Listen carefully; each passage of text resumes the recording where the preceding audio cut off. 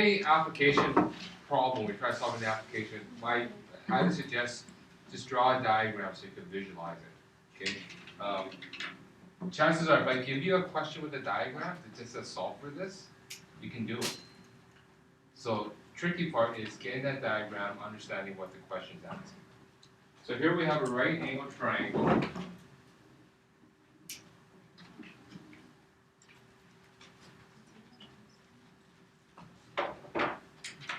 Okay, and then we're giving some relationship with the lengths of the sides.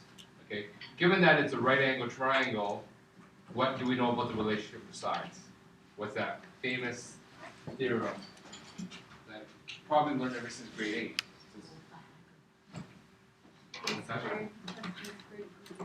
What is that? It helps you find out one of the sides of the right triangle. You guys remember what it's called? Oh yeah, Pythagorean. Yeah, the Pythagorean theorem, right?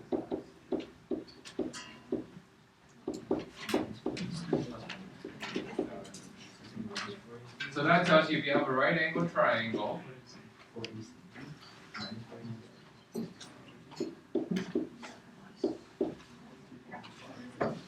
right? The square of the sides that are not the hypotenuse is going to equal to the side, the square of the side that is the hypotenuse. So here I'm going to change the letters because I want you guys got to be familiar with different letters, different variables. So here we're just saying x squared plus y squared is equal to z squared. Okay, so that's my Pythagorean theorem. So what is it that we know about this triangle? What's the length of the triangle? Sean? We know that you can call one side a variable, Okay. and then other sides you can base on what the variable of one side is. You can have it on the other Okay, so what variable? variable. Was it p?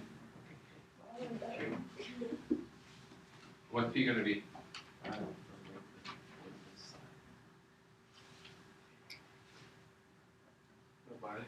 Using it as a straight edge or Yeah. use a ruler next time, all right? It's fun. So what side do you want to let p be? The bottom side. The bottom side? No, sorry. The left side. Doesn't matter. Yeah.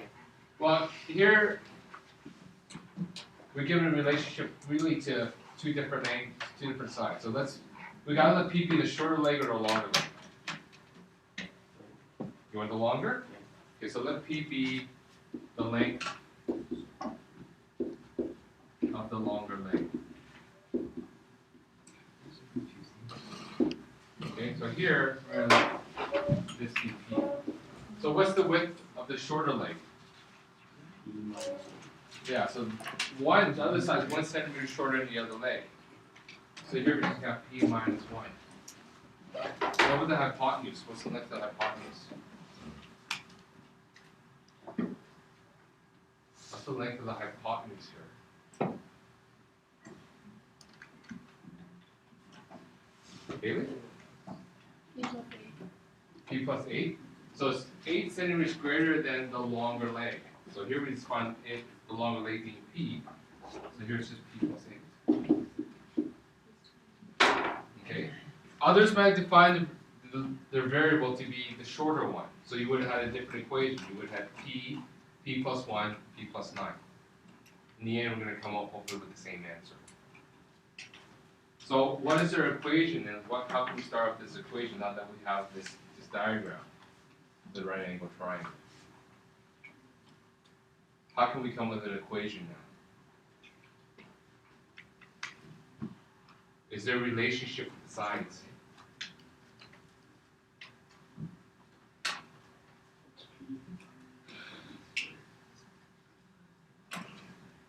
Tasha? Yeah, well we know that p squared plus p minus 1 quantity squared, that's going to equal to p plus 8 quantity squared. That's a Pythagorean theorem. That's why I sort of made you think back a little bit what the relationship with the right angle triangle is. So here we have p squared plus p minus 1 squared is equal to p plus 8 quantity squared. So that's our Pythagorean theorem. Well, that's nice. think. How do I figure out what P is? Sorry, Jack? I isolate it? Well, that's pretty ugly right now to try to isolate. So what step can we get to isolation? Your answer is right. So what's the step that we could get to isolation though? Yeah, Kabir? Yeah, so going back to the last unit, one of the reasons why we want to try to expand things is that once we expand it, hopefully we could simplify some terms and then do something else with it. So let's expand this. So we have p squared, p minus 1 squared, quantity squared, we're going to use our shortcut. P squared, negative 1 times p times 2, it gives me negative 2p. Plus 1 equal to p plus a quantity squared. What's the shortcut for that? Come here. P squared plus 16p Plus 16p, that's right, so we take this times the 1 times 2 plus 64. plus 64. So now it's fully expanded, and I can get something like this. So I can simplify the left side. And here I get 2p squared minus 2p plus 1 for the p squared plus 16p plus 64.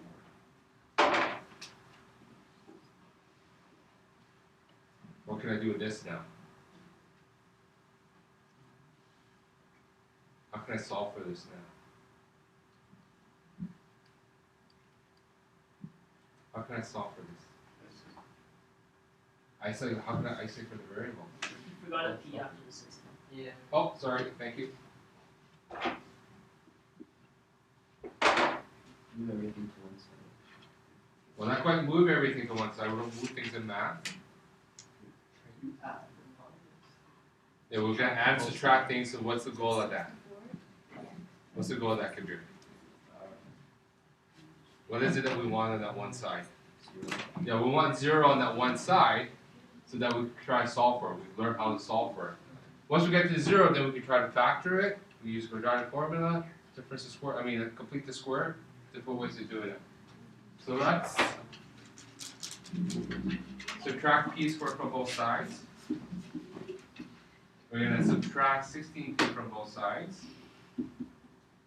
And we're going to subtract 64 from both sides.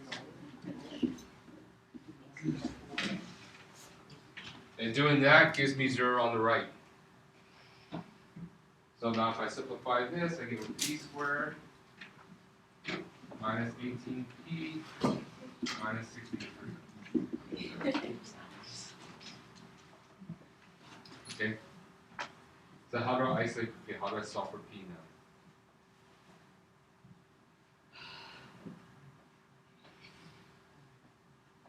now? Alright? Okay, I could try the quadratic formula. You know what? I'm not a fan of that. Do some fun PSI stuff. You do some PSI stuff, right? I mean, there's nothing wrong with quadratic formula. I make mistakes with the quadratic formula because there's so much stuff to write in there, right? And I'm not the most accurate of people. I make silly mistakes myself, right? Yeah. I can see that first of all, yeah, p squared. I got a perfect square there, like it's. So maybe I'll just work with that because I like that method a lot better. So here we could go with p squared minus 18p. What do I have to add? What I'm going to do first, I'm going to still add 63 to both sides. I'm going to leave it like that. Because I like working with perfect square much better that way. So what value do I need to add to the left to make this a perfect square trinomial? P squared minus 18p. How do I get that number again? Think. How do I get that number again? Sabrina? Divided by 2. Divide by 2? That's it? Take away the P. Sorry? You take away the P. But how do I get this number that I need to And then add? you split it. So negative 18 divided by 2, negative 9 squared is 81. Then plus 8 divided by 8. So I need to add any more letters up.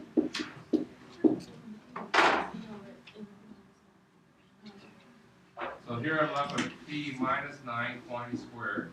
So I'm going to be adding 81, so to get that. 63 plus 81 is 144.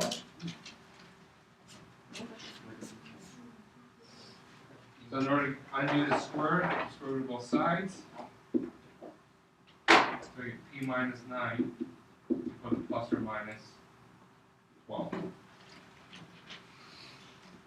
So therefore p is equal to 9 plus or minus 12. So p is equal to 9 plus 12, or p is equal to 9 minus 12. So here I got p is equal to 21, or p is equal to negative 3. Whew. Lots of work. Not so bad. Not so bad. Done? Good? What are you talking about? Just solve for p. Lucky man. What haven't I done? You haven't answered the question. Yes, I haven't answered the question. Okay. So I'll remind you this. I'll probably have to remind you several times.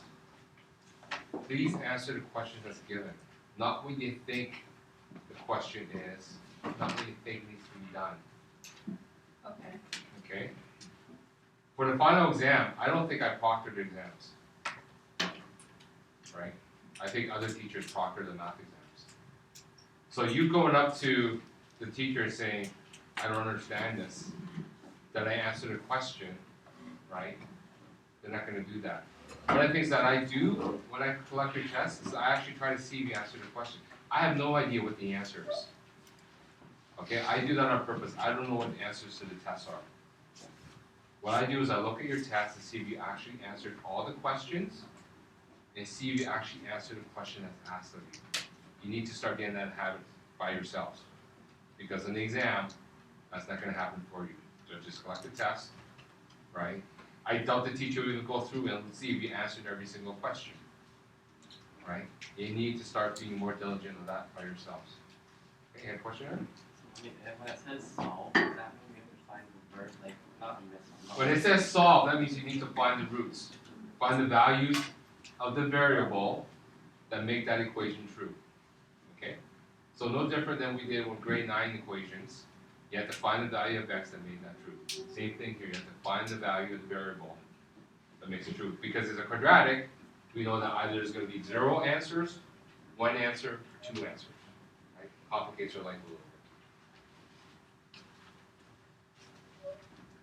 bit. So what's the answer? So we figure out that p is equal to 21. So 29. So therefore, the sides, the length of the sides of the triangle are 21 centimeters, 49 centimeters, I'm sorry? 20 centimeters. How can I do a quick check that I got this right? How can I do a quick check that I got this right?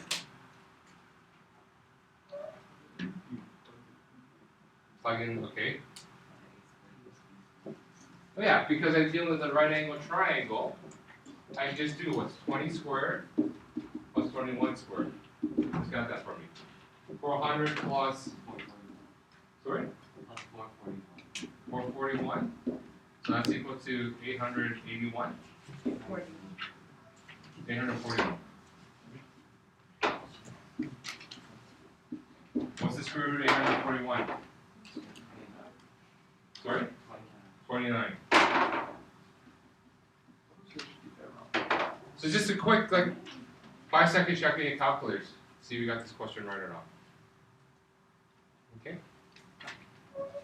Any questions on this? Any other questions from the homework? That was the sign? I don't know which P to use. It's funny whether or not Because it can't be negative side. Oh, Just How would like you- the side thing, like if it's in this case, I know Sorry. it's obviously the side. So it's here because we're taking an actual application, we know we can't have a negative for a side. So we discard the -3. If this was just a simple solve for P, given this equation, so if I gave you this equation here, and I said, well, solve for P, then you need to give me both answers, because that's just pure algebra. Okay, good question. The homework is that the product of two consecutive numbers is 3,306. What are the numbers? Okay, I don't know how to find. Like I knew they used to multiply something. so what was it, what's the page number? 3 Page 12, 312, number what? 4. Okay, so who did this one? Tyler? So two consecutive numbers? Two consecutive, Yeah. Oh, yeah, this one. or two consecutive even numbers? No. Two consecutive numbers. And the next one's two consecutive odd numbers. Odd. In the example, they showed us two consecutive odd Okay. numbers. Two consecutive numbers 3,306. that multiply Yeah. to what? 3,306. 3,306.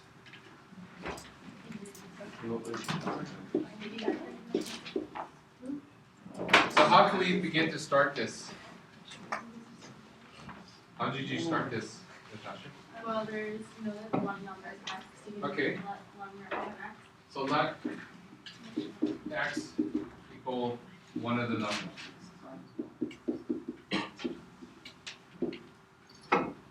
Right? Yeah, and then let x equal 1. Yeah. Okay, so x plus 1 is the other. So what do we know about the relationship between the two numbers? Alex? Third multiplied by third 3,306. Yeah, so we multiply these two numbers together, x times x plus 1, we get 3,306.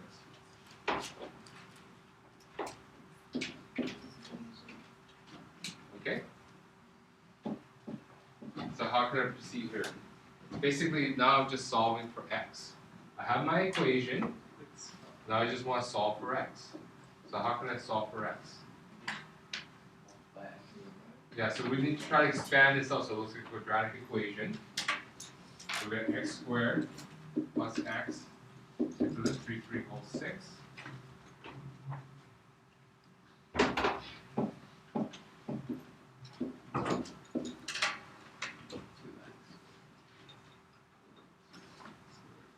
Or 2x?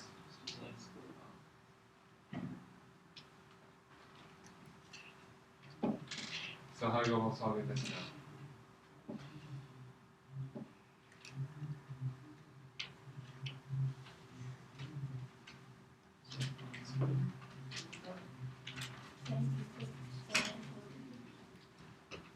Well, if you try to complete the square, is that going to work nicely? Not really. No. Still weird. There? Pardon? So subtract 306 from both sides? Just errors, yeah.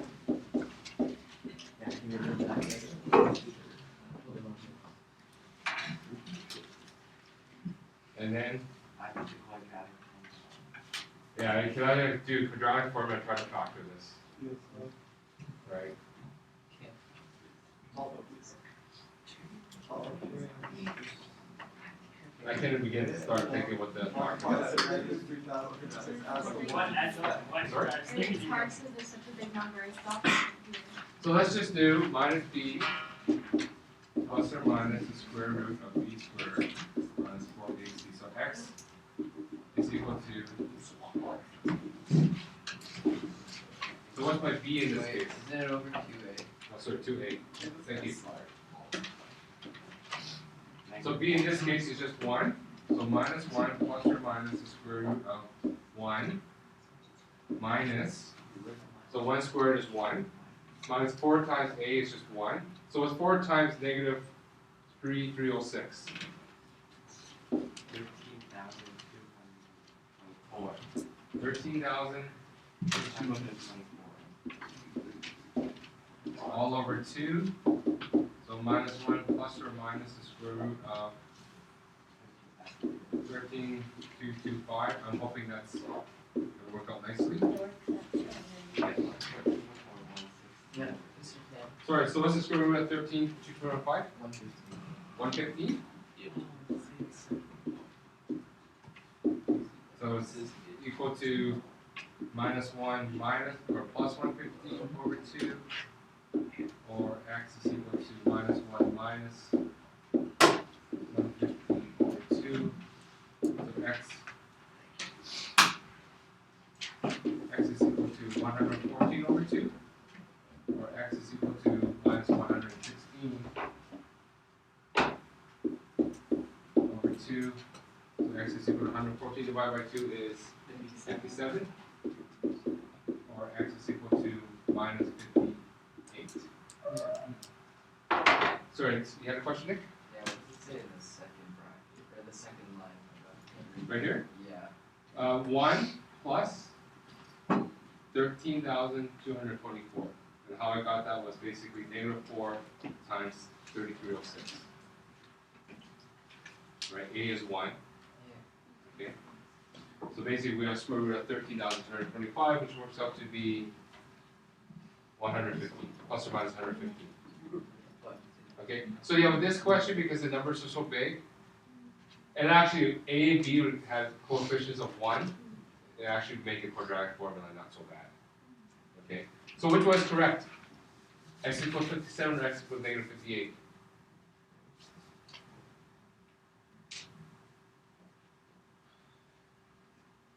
Which was right? They both could be. It could be both negative. Because we're dealing with algebra, right? So did I answer the question? No. So therefore, the numbers are either 57 and 58, right? Because we have x and then x plus 1, or negative 58 and negative 57. Because here we're dealing with pure algebra, both answers are correct. Do we have to write down on the test the fact that there's like both ways? There's 2 possible answers here. Yeah. So what to do? Multiple answers, you need to specify them. So we, Okay. It'd be very different, like I said, what 2 positive consecutive numbers oh, multiply to this, right? Then there's only 1 answer. Right? But the question didn't ask that, right? It just said with 2 consecutive numbers. So you gotta read the question, answer what it's asking. Go back to the other screen.